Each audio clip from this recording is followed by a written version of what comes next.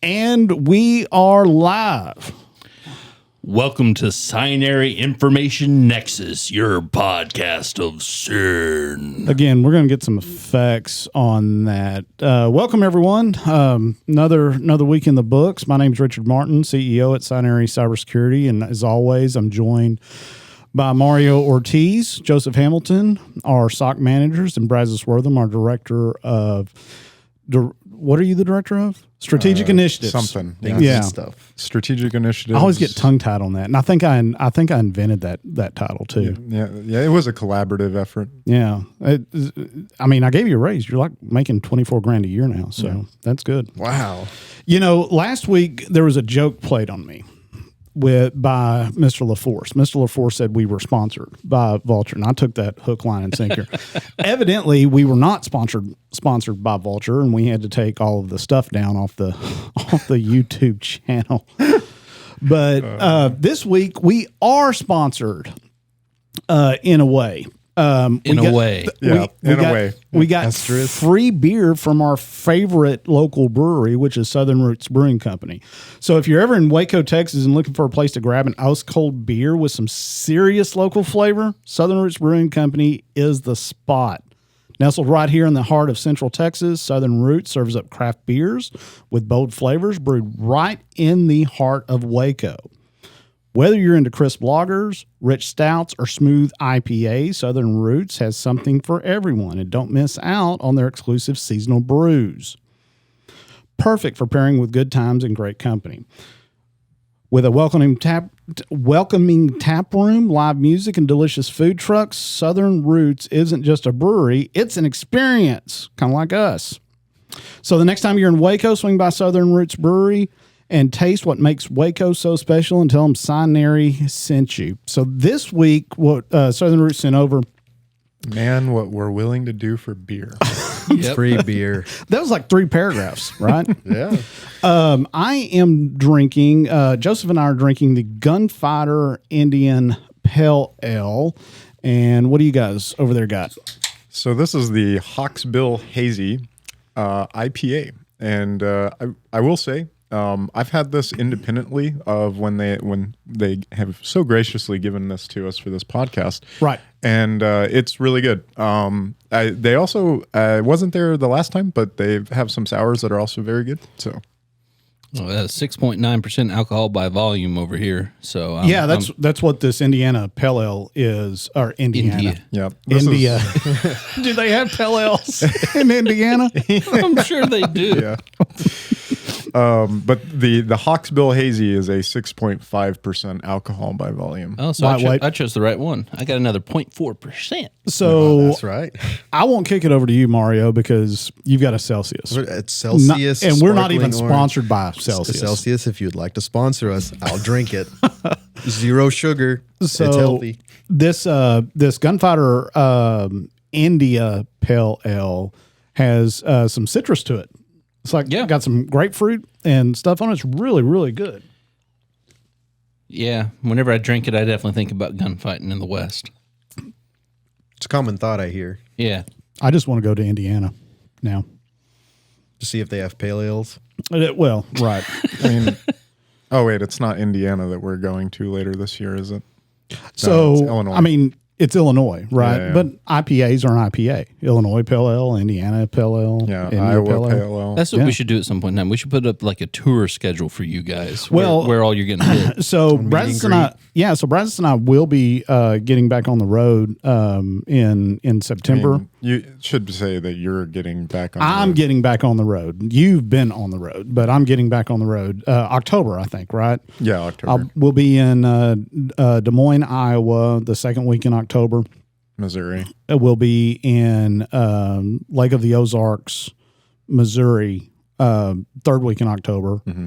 We'll be somewhere in Illinois, second week in November. Second or third week, yeah. And then you'll be in Virginia in December. Second week of December, yeah. Second week in December. And then you and I are going to Ohio in February? Yes. No. The Iowa one, I think, is this year. Okay. Yeah, the Iowa one is this year. No, I said Ohio. Oh, yeah. Okay, we'll be somewhere in 2026. Yeah. Right. But so, usually I start off with the news, but I thought that we would get into something that's kind of near and dear to our hearts, especially because Joe almost had an aneurysm over some of this. And it's we're going to talk about AI, and I know that's every podcast's favorite topic, but specifically what we're going to do is we're going to talk about Microsoft's implementation of AI via Recall and Copilot. I think, oh man, this is going to be fun. Yeah. I knew y'all would like this. So we know that AI is reshaping the way that the world works, right? I did read an article the other day, and I think it was I can't remember who it was, but it's like it's helping in production, and everything's getting more efficient, but you can't really see it in GDP. Like the numbers aren't changing in GDP. So how it's actually affecting all that is still yet to be decided. But we can all agree that it's at least reshaping the way that technology works. And Microsoft's Copilot and Recall features are kind of out there leading the charge, mainly because of the way Microsoft has decided to implement that. But how much of your data are they actually collecting, and where does it go? So I think we need to start off, and I'll just open it up here and tell folks exactly what is Microsoft Copilot, what it's there for, what it's trying to do. So any one of you guys want to take that? Yeah. Well, Copilot, depending on where you're at in the Microsoft suite, it really depends on, that's what depends on what it's doing. Obviously, with any of the generative AI, the idea is it is an assistant of some sort. So, for example, its implementation within Microsoft Outlook. You click on it, you ask it, well, how many meetings do I have scheduled for today? And then it'll scan your Outlook and check, well, you have this.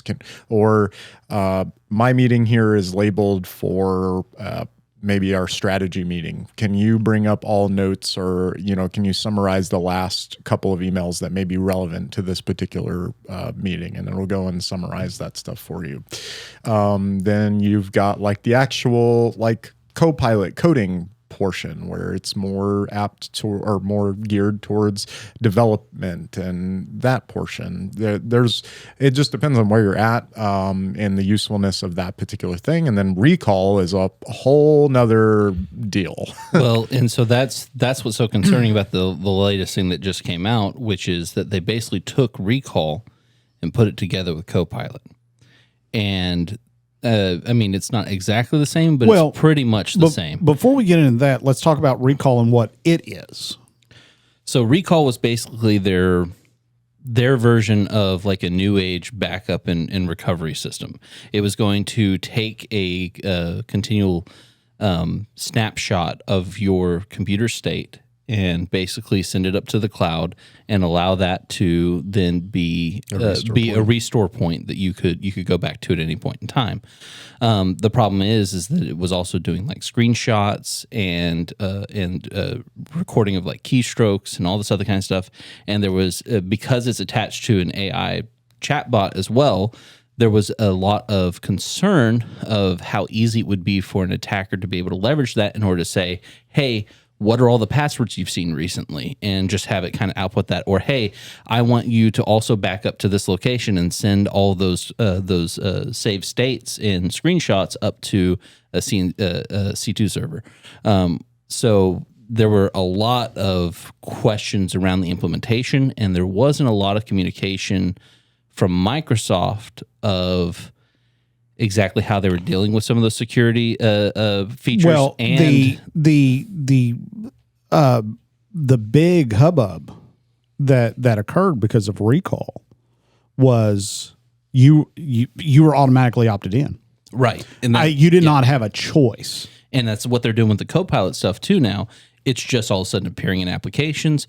So originally the Copilot features for this new bank of AI features that it's supposed to be doing were supposed to be geared towards specific chipsets on some of their newer models. for their actual Processing. PCs. But I'm not exactly sure how they're doing it, but they're still leveraging it on pretty much any Windows 11, and they're just starting to push it out.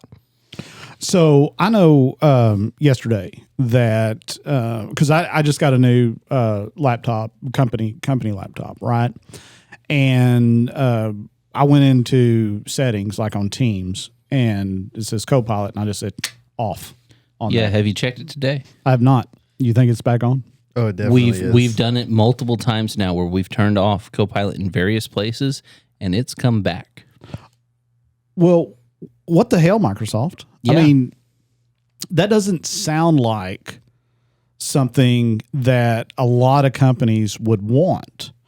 I don't work for Microsoft. And not just companies. I mean, this is a major consumer privacy issue. Mm-hmm.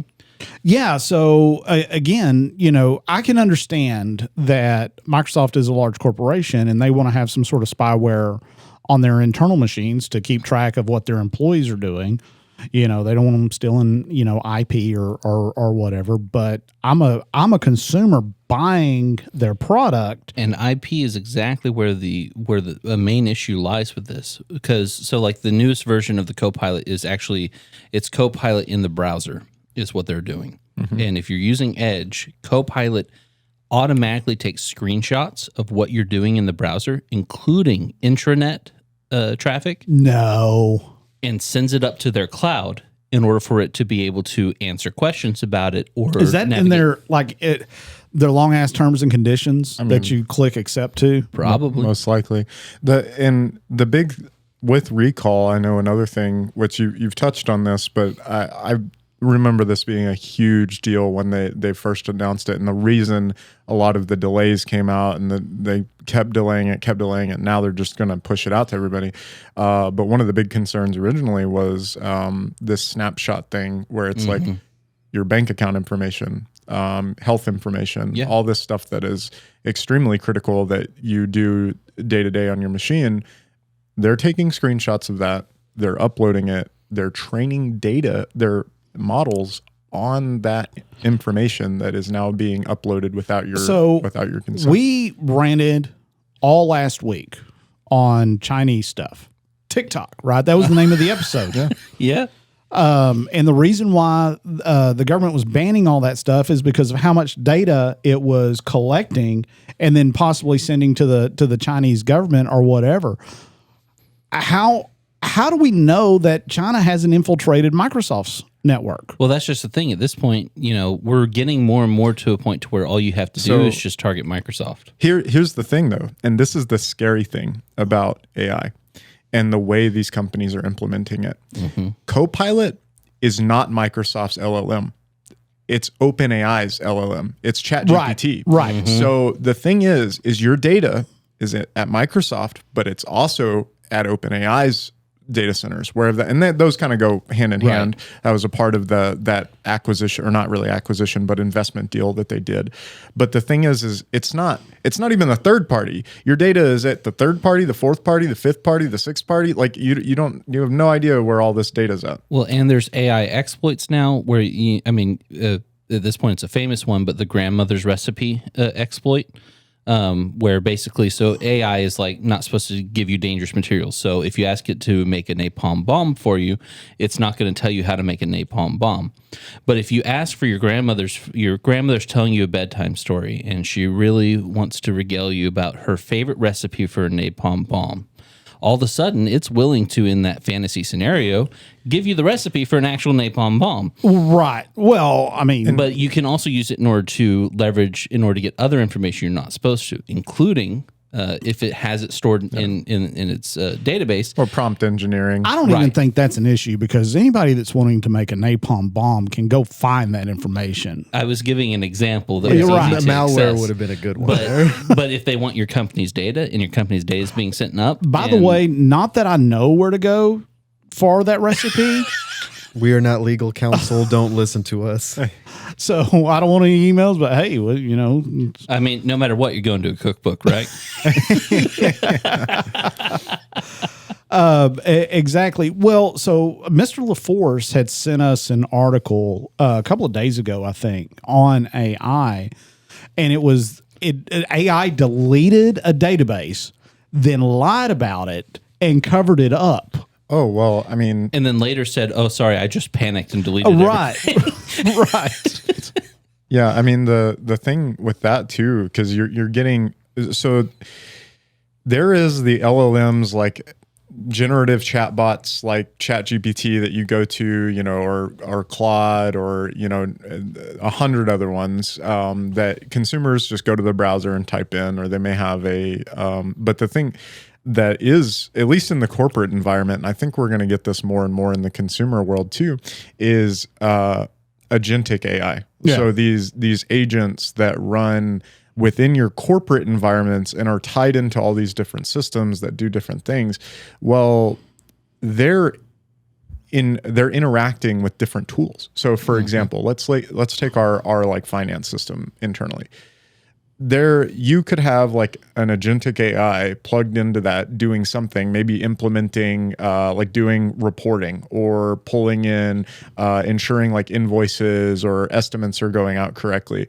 Well, what exactly like that story where it deleted the database? Well, the agentic AI decides, due to some weird reason, or maybe a threat actor or something, to delete everything or send it somewhere because it needs to interact with different systems. Yeah. So there's absolutely a problem with that, because as far as I know, there's not like a SOC 2 audit over AI implementation. There's no assurances over the controls of the implementation of AI, right? There's I think hardly it's too any new for regulation or any kind of. Well, you know me, I'm not a big fan of regulation on stuff, but there was, But even industry. yeah, industry standards would be nice. there are like, people have kind of started to push towards that and trying to get something, but there has been constant pushback from a lot of these big companies on actually implementing any regulations on it, because the whole data scraping and how do they want to push these as fast as they possibly can. I have a question. Can you, Mario? Will you research this? Look up Windows devices versus Mac. Like, I'm looking for a percentage of Windows, Microsoft Windows devices versus like other devices, Mac OS or Like in the whatever. world or in the US? Yeah, because it was back in the early aughts, the early 2000s. It was like 95% of all devices. I mean, were still a large Windows. majority. I couldn't tell you the exact percentage, but So you know what's funny? What? What's the first thing that pops up when I Google it? AI? Google's AI Yeah. overview. Yeah. Why are you looking at this? Yeah, right. So at least according to the first couple articles compiled by our AI overlords, it looks like it's sitting at roughly 65-70%. Okay, so it has gone down in the last 30 years or so, but still, It's a significant portion. But that's what it comes down to. All this is about data. That's honestly why it pisses me off so much that they are just putting this on our desktops and not asking.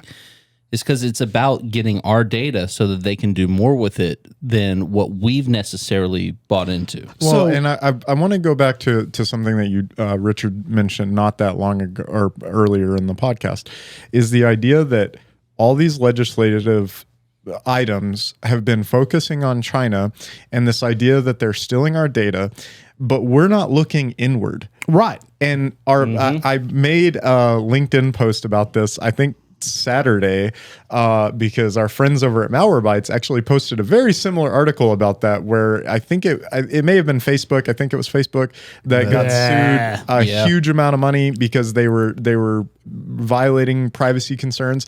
And the thing is, shit. again, very obvious, but this is happening all across the tech industry here. And we're so focused on these outside entities when we mentioned it in the last episode too. There are things we need to focus on here. So AI is just going to make it worse. So I've done digital forensics for, select cases in my career.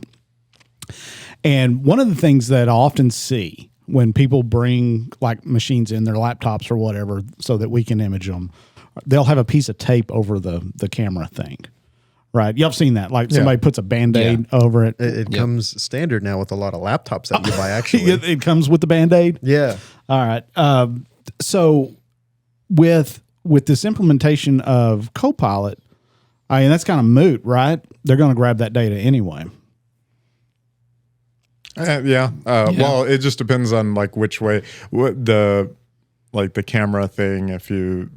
They'll grab all your browser data. The point I was trying to make is that you're so worried about privacy, that you put a piece of tape over the camera, you're missing the big picture on, exactly what these operating systems are doing now. And stealing. Well, yeah. I mean, is it theft if you agree to the terms and conditions? So here's the fun thing about this, and this is something that I've kind of been worried about since I even stepped foot into the cybersecurity sphere, is the difference in privacy laws between like Europe and us. I honestly, I think we're on the wrong side of this as far as privacy laws go, because listen to this. So at the time of writing, this is the article that we're referencing, which we can put a link for, about the Microsoft Copilot vision, which is the new Copilot thing they're putting in, that's doing all this. It's specifically only offering in the U.S., and it will be coming very specifically to non-European countries soon because of the European Union's AI Act. So they are putting in regulation ahead of these things that is governing what they're allowed to do and what they're not allowed to do, and we are not, and we're going to end up paying the price for that in IP, because, I mean, look, even if you think that these companies have decent intentions with this data, you're coalescing a lot of American IP into single points of failure that if any of them get compromised, all of a sudden all of the IP is out there. Here's where you and I are going to differ on this, and it's okay. Can you hand me a Hawksbill Hazy? It's about to get real. And you have the right to be wrong in this case. I don't think legislation is the answer. I don't. How did Recall get booted originally? It was an upswell in users going, man, this is terrible. And Microsoft caved to the pressure. But in the end, who else are you going to go with? If your environment is mostly Microsoft and you have Microsoft servers on-prem, how much is it going to cost you to be able to move away from Microsoft whenever they finally just push this down your throat? So that's the Broadcom analogy as well. So there are alternatives out there. Nobody holds a gun to anybody's heads and says, hey, you're running a company, you need a Windows product, right? Mm-hmm. What Windows has going for it, what Microsoft has going for it, is they make it extremely easy, right? They make it intuitive. It's way more intuitive than a Linux-based environment, right? LibreOffice, for example. I like LibreOffice. It's not as good as Microsoft Office, just point blank. It's not. So a lot of folks will decide to trade efficiency and comfort with privacy, maybe. Yes, but I mean, in the end, that's the CIA triad, and that's what we deal with all the time. So, I think there is it's interesting. There's a YouTuber or kind of within this space of like privacy concerns, right to repair, right to own. His name is Louis Rossmann. He originally was in New York. He actually lives here in Texas now. Right. Big advocate for that for the past 11 years. Lives in the Austin area. One of the things that he has specifically mentioned in a lot of his videos is how so many people are behind his movement. Millions of people throughout the years, and he has dedicated tons and tons and tons of times to build out this thing on trying to make it easy for users to switch to Linux, to switch to all this stuff. Nobody does it. Yep. Nobody does it. And even the people that are a part of that movement, myself, I'm in cybersecurity. I'm way more tech savvy than most people, and I love his content. I support his movement. I don't do it.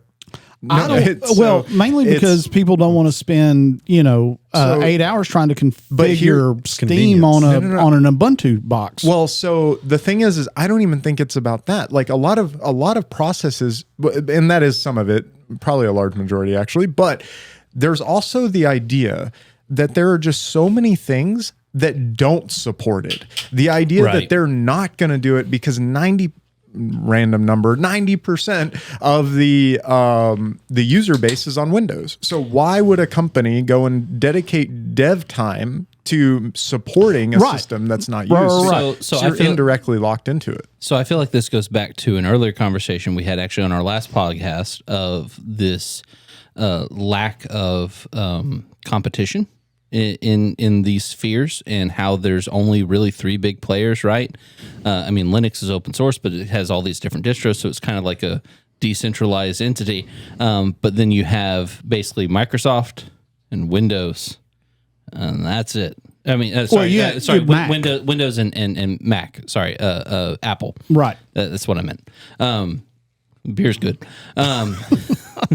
So you basically don't have a lot of choice in the sphere, and what that's doing is it's driving, and that's why I think you need the regulation, is because without it, the consumers are not going to make the move themselves, because it's more expensive for us to make that move. Are we saying that Microsoft is a monopoly? Close. I'd be willing to say they're one of those companies that is too large. I mean, but that's me. That's my personal opinion. It's not a Scinary opinion. AT&T got busted up back in the early 80s. I think AT&T it was the last company to. And the sad thing about that is that they're back to the way they were. They are almost. They are actually bigger than they were before the antitrust laws had them break up originally, and that. But that's exactly part of the issue here, is they're able to set and dictate how things are happening, and we don't get a say in it because there's not enough competition for us to say this other person can make it happen for me instead. If Microsoft is a monopoly, then Google is a monopoly. Well, and there's been antitrust laws against them as well.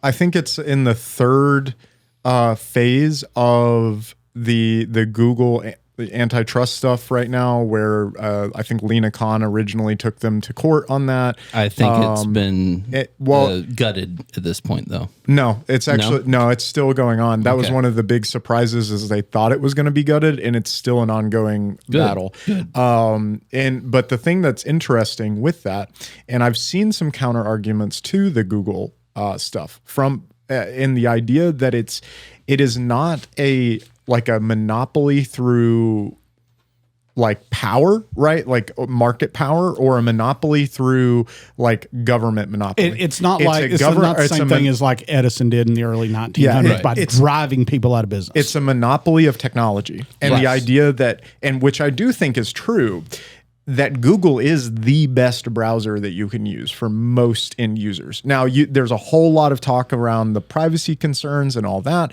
which same thing whenever you're looking at Microsoft. Well, now they have gotten there. They have gotten there because invoke web request. Early on they played the game. I mean, you could say they played the game right as far as getting their technology out there and being willing to give a search engine for free. At a time where there were not a lot of search engine options, and using that in order to optimize things until they finally put out Google Ads and started making money from that. So they took a hit at first and were willing to kind of give the world this thing, but in the end, it ended up giving them an asset that no one else has and they don't pay for, which is data. They mine data through their search engine, and that allows them to do everything that they're doing. But then the shady part that came in whenever they started leveraging their power as a search engine in order to get it to where they were the default search engine for most things, and you did not get much of a choice on that. Funny about that though. So they paid, what was it? It was like $20 billion to Apple to make sure that Chrome was the default browser. So turns out. So the consumers won that battle. They're no longer allowed to do that. Right. The statistic though, people go and install Chrome. Yes.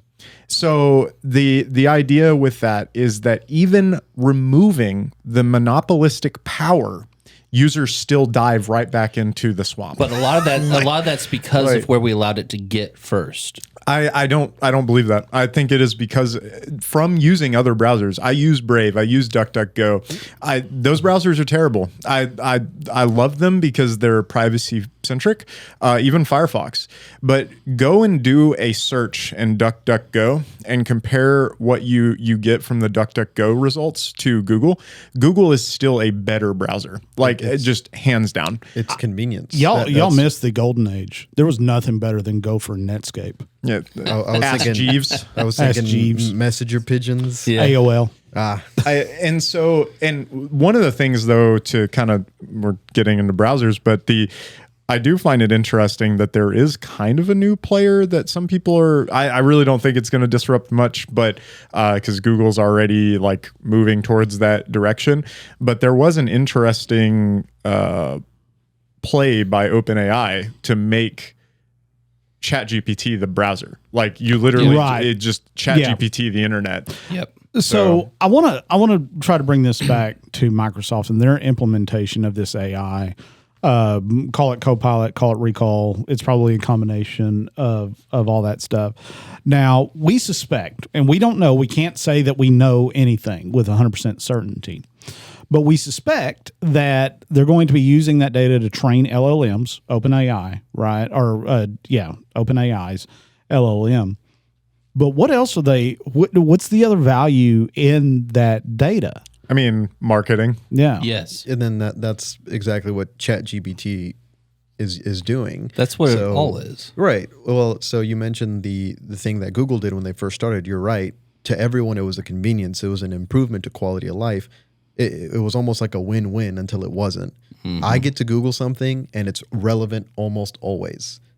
And they win because all the stuff I'm Googling, they're cataloging. And that's exactly how ChatGPT works. If you use the OpenAI version, it's free. It will not only will it record all of your searches, it will actually begin a catalog. It will begin a profile, a hidden profile of your searches. So if me as an individual, I begin searching things such as cybersecurity topics, ransomware, EDR, it's going to begin to categorize me as an IT admin or somebody in tech. Right. And then because not everyone is going to have relevant searches. Why do I need to know about somebody who's going to tame a lion as an example? So why is that important? We hear, or at least I hear, and I read the difference between a profile and a persona. Right. And so I think, did y'all ever see the movie Ex Machina? Yeah. Mm-hmm. Yeah. So there's a scene in there where scary movie, by the way. Yeah, but I loved that movie. Very underrated movie, by the way. Mm-hmm. But there's a scene in there where the evil dude that creates, the billionaire CEO.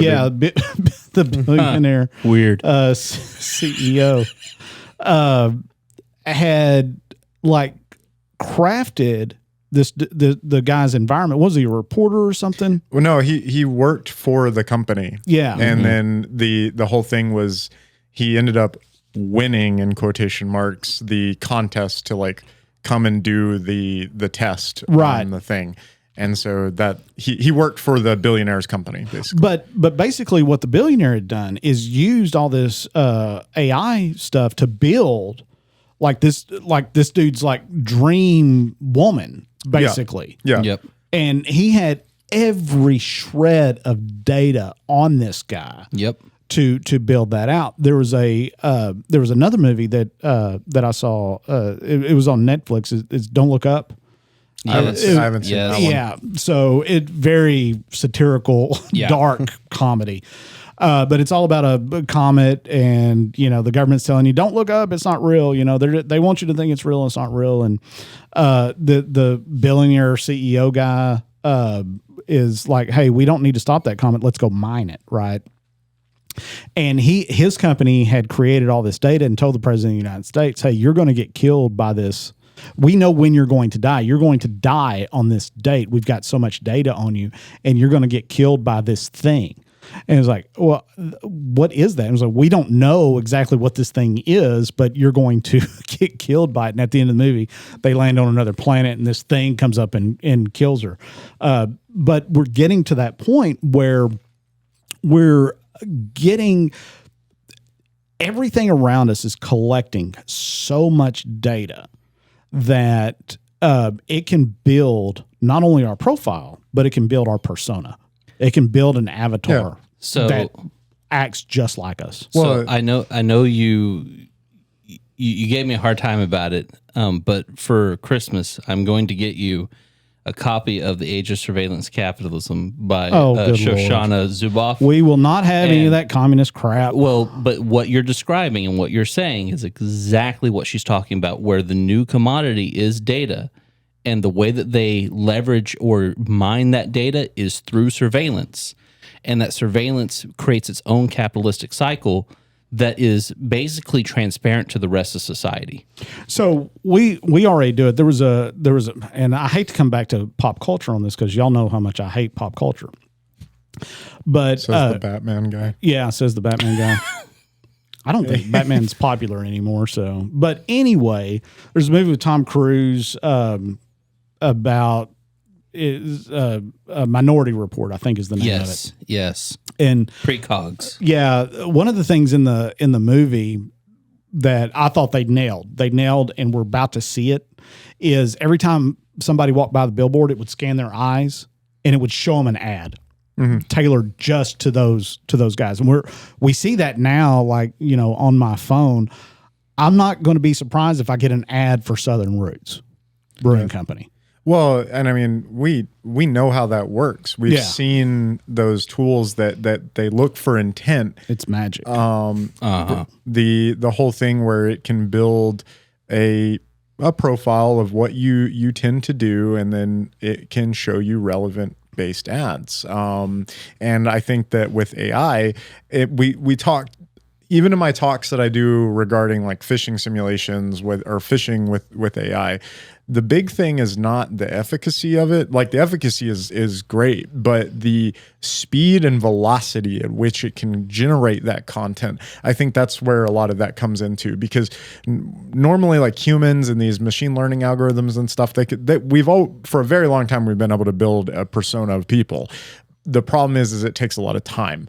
These AI tools can do it much faster and just build very detailed stuff about everybody. But here's the trouble with this. And you're freely giving that data away. Yeah. And here's the trouble with this, because if it's just ads, that's one thing. But whenever you start getting to the level that you understand a person almost better than they understand themselves, and you can leverage that in order to start... I like pizza. No, you don't. No, I don't. In order to start changing the way that they interact with the world, what they think, what kind of content gets delivered to them. And then you realize that all that is controlled by about 6 or 7 people in the United States. Oh, come on. Well, it's not 6 or 7 people. Yes. All media you interact with is controlled by 6 billionaires. But that is an issue with this. Although the data is convenient to us, who is in charge of that data and what can they do with it? And that question is a lot more open-ended than I would like it to be. So, no, I agree with you. So, in our realm of cybersecurity, I do want to pose something to you guys, kind of just looking down the road 20 years. When we work a data breach when y'all work a data breach 20 years from now, what kind of data are we talking about?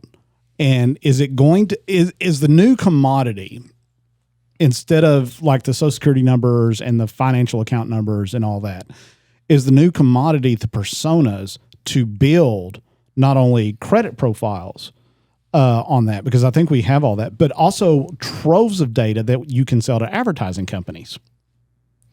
Well, there's already some of that on the dark web. I mean, you have data brokers that will basically give you everything. I mean, you want to know who all lives in a certain segment in like Washington, D.C.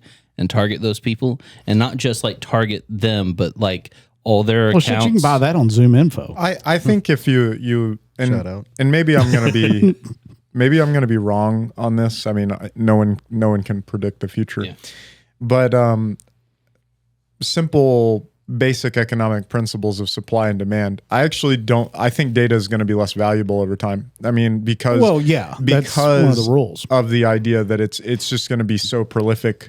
It's going to be everywhere. Everybody's going to have everything. So like what you have to identify what is the valuable data in there. It's one of the things I've said for a little bit. I think like people are going to be desensitized to their social security numbers being leaked. Just because it happens every other day. Well, and we're already seeing that, and that's either a component of like, especially like Zoomers and the guys alphas. the guys that come after the Zoomers. Like, I'm sure they already understand, even at the age of 4, that all my shit's out there. And actually, funny enough, I think it's the opposite. So, and there's always been a really big. I don't want to sound like an old head here.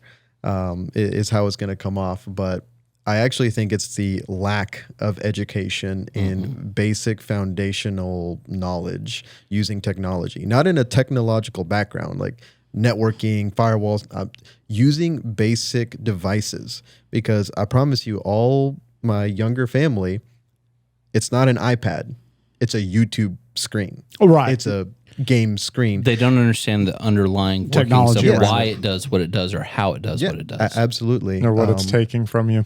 and so I do agree that the data will become less valuable, but it's because it's not going to matter.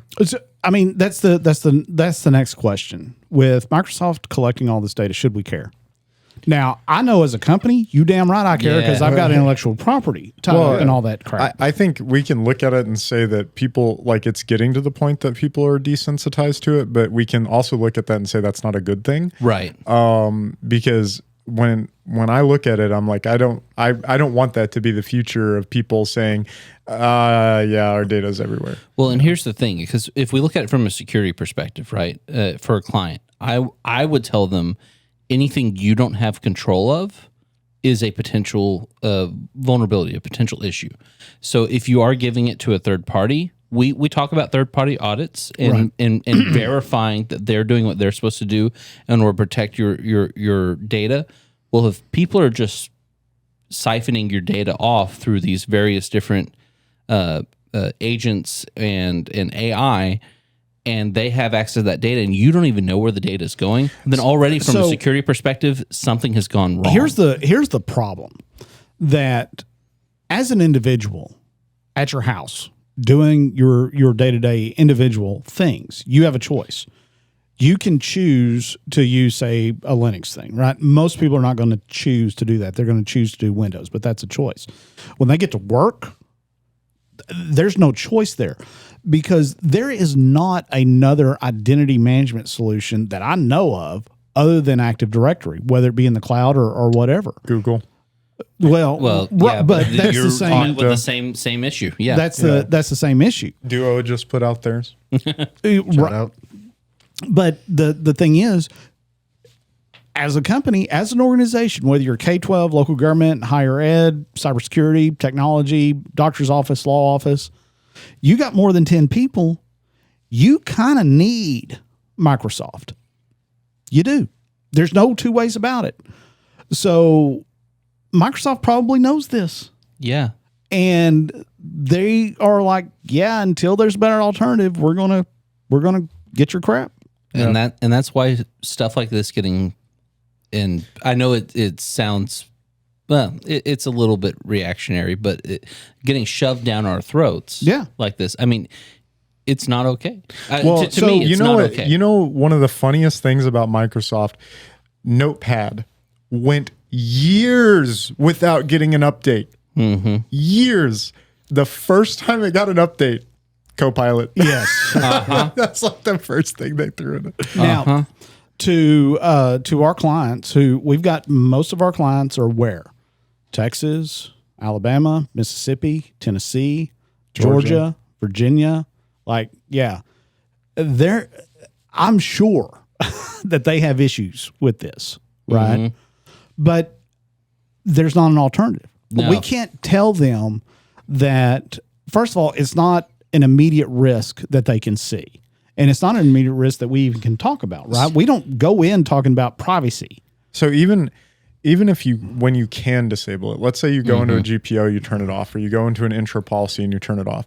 The other problem too is that doesn't stop an end user from getting on their personal phone and interacting with that with those products. Right. If they're interacting with your cloud environment, then already it's what's on their device, which you don't have control of. Which I think that's why. Well, and don't forget about the Hike Vision cameras up in the corner. We don't need to go back to China. Right. And the reason that I agree with an earlier point you made, Brazos, which the data will become less valuable, is because I don't think it's an argument anymore of how do we stop it. It's too late. It's the quality of life that it gives to most end users is they wouldn't want to go back. Right? Would you guys want to go back to writing pencil and paper or use a computer to be able to do all of your editing? Man, the not going back, man. I was talking to a person the other day regarding some AI stuff, and they were just talking about how everything that they were doing, I just chat GPT'd it, or I did this, or I did that with chat GPT. There was no no thought to no critical thinking. To it. Yeah. And I was like, man, this tool's been out not that long, a couple of years, a couple of years publicly. But here's another. Well, here's the thing about going back and writing. Nobody can freaking write anymore. Yeah. Well, they stopped even teaching cursive. I think. And yeah, they did. I didn't learn. Old cursive. man yells at cloud. But the Pandora's box has been opened. Yeah, because the reason I bring that up is we had to do some foundational work. Like here, just kind of thinking about it like as a company, right? You know, I've been here a few years already, miraculously, but we had to build a lot. Building shows you what the application does at a deeper level, what the system does at a deeper level. And you're right. Once we build something, that's all we want to use because we built it for efficacy, right? So things can get better. It's all that stuff on YouTube. Tell me, like I'm a 5-year-old, how X works. Right. And man, you're not 5, you're 33. Go read a book. Yeah. Well, okay. Here's another scary thing, and we want to talk about Microsoft and all this AI stuff. I know a guy that actually works for them. Very nice guy, but he's in their development department for a specific application within the Microsoft ecosystem. And what he was telling me, which I found really interesting, is that his managers require him to use Copilot. Yeah. To code everything, to debug it, to push it, everything. And that's going to be the next big problem. So not only do we have to concern ourselves with the data, right, what we're submitting to these platforms or what it's stealing from us, we have to worry about the underlying way that it's developed, because it's developed using itself. And then it's like, so it pulls your data, but then the way that it stores the data is programmed by the AI who introduces a vulnerability that they patch, but they use AI to patch it, and in the next patch it introduces the same vulnerability cycle because or spaghetti code. Right. And so next thing you know, any vulnerability that gets popped, 2 years later gets popped again, or maybe not even 2 years. Maybe what are you going to do this year? I'm going to go light a bong up and write some code with ChatGPT. Yeah, it's vibe coding. Vibe coding. Yeah. The guy who it was the Tesla, like the original co-founder of OpenAI, and then he went to Tesla and something like that. Yeah, he coined the term vibe coding. Yeah, and the whole idea was like, I just type it in there and just let it roll, man. Like, dude, you don't have to know how it's working. You don't have to know what it's doing.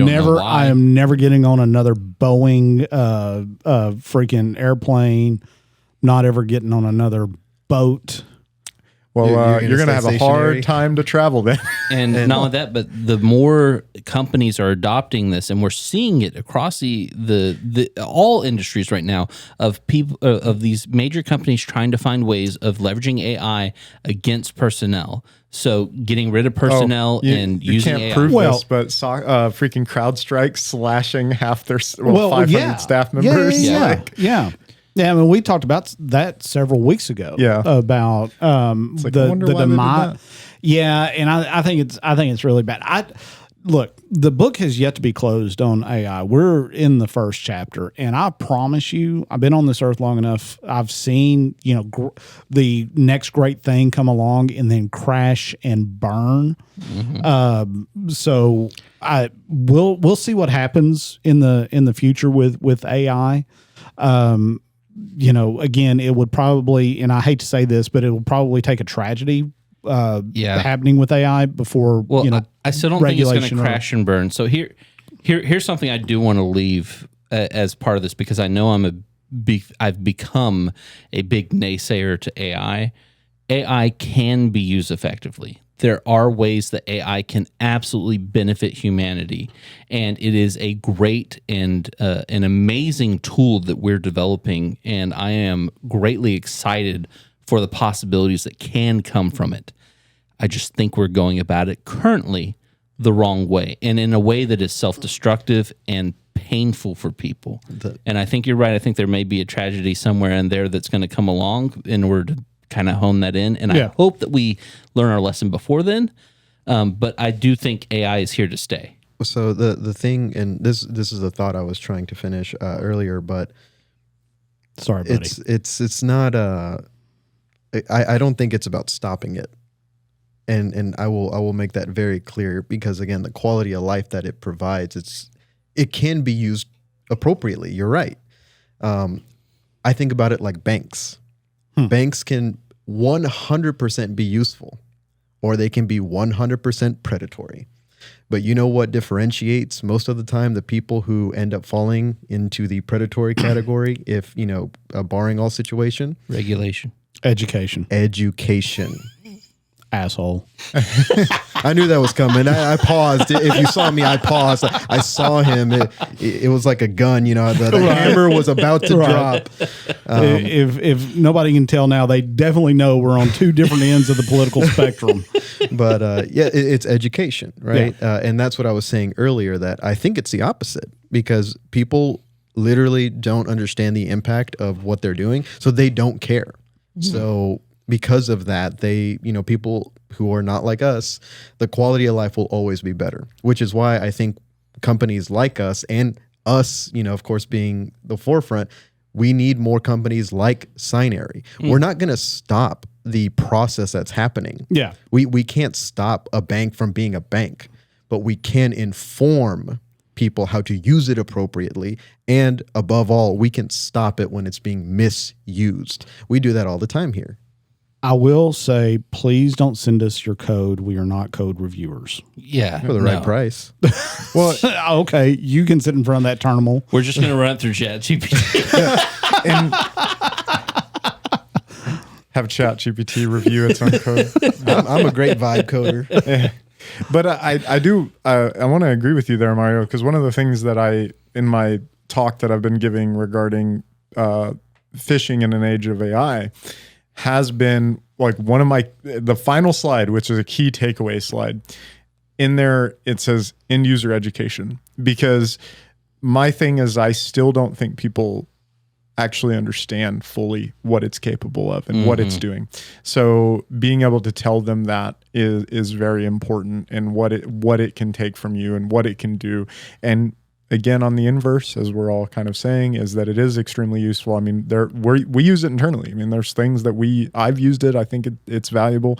Being able to process tons of data and, pull a needle out of a needle stack is very, very great. But you can't over rely on it, and you've got to know what it can do and what it can take from you. So I think this has been a very informative and fun episode. In closing, for Microsoft, for anybody out there that's listening, if you're using Copilot or considering upgrading to Copilot plus Recall or whatever, just know your options. Do some research on it. There are some opt-outs in there. Learn, if you're an organization, learn about what kind of data controls that you have available to you from the Microsoft suite, because those data controls can become your next best friends, especially if you're an industry like ours where you've got a lot of intellectual property.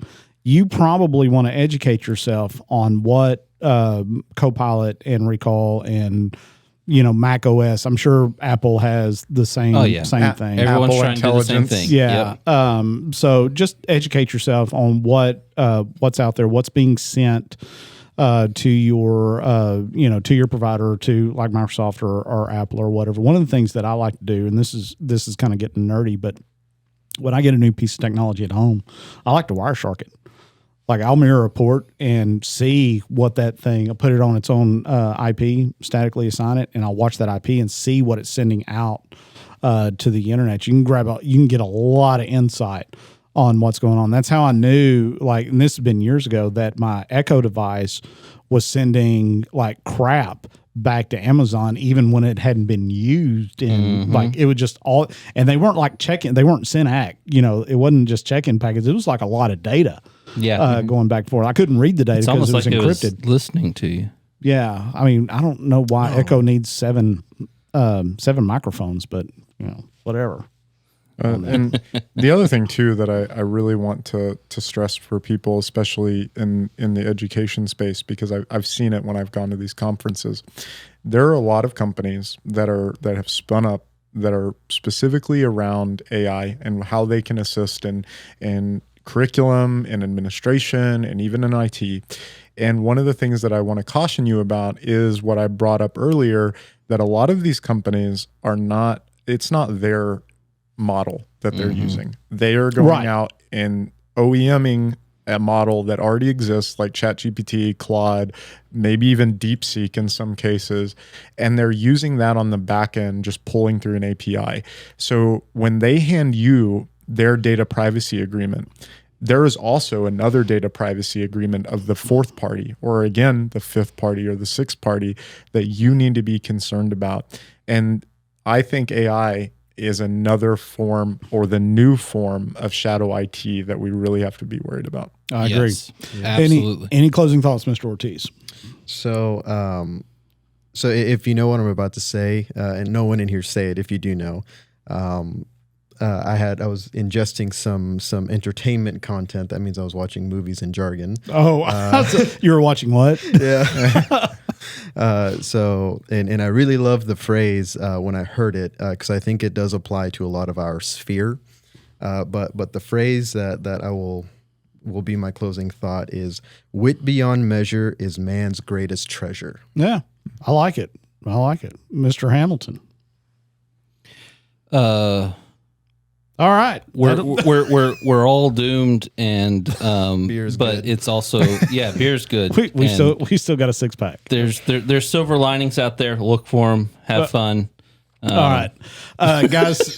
Thank you so much. This episode will drop soon. I do want to give another shout out to Southern Roots Brewing Company in Waco. Thank you for the very tasty beer. It actually kind of helped the conversation today. So again, if you're in Waco, Texas, please go look at Southern Roots. Grab some beer and have a ball. Comment below what your favorite beer is. There you go. Absolutely. Yeah, all right, give guys. us ideas. We will talk to you next week. Bye. Bye.